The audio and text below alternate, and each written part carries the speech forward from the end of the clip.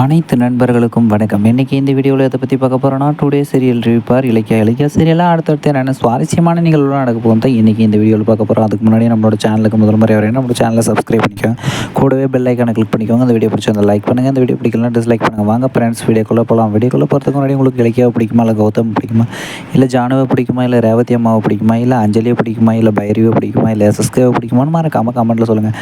நம்மளோட இலக்கிய சீரியலில் ரொம்பவும் சுவாரஸ்யமாகவும் இன்ட்ரெஸ்டிங்காகவும் கதையை கொண்டு போயிட்டுருக்குறாங்க.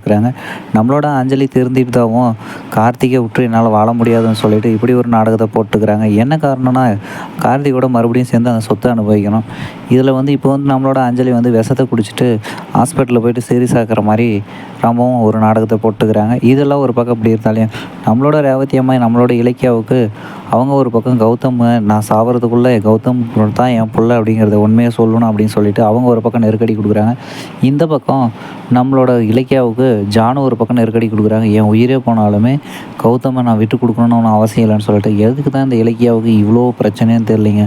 இதுக்கு ஒரு தீர்வு தான் என்னன்னு சொல்லிட்டு இலக்கியா ரொம்பவும் ஃபீல் பண்ணிட்டு உட்காந்துக்கிறாங்க.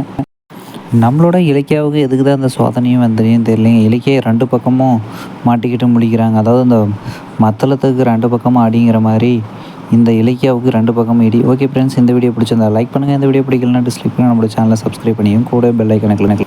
தேங்க்யூ ஃபார் வாட்சிங் ஃப்ரெண்ட்ஸ்.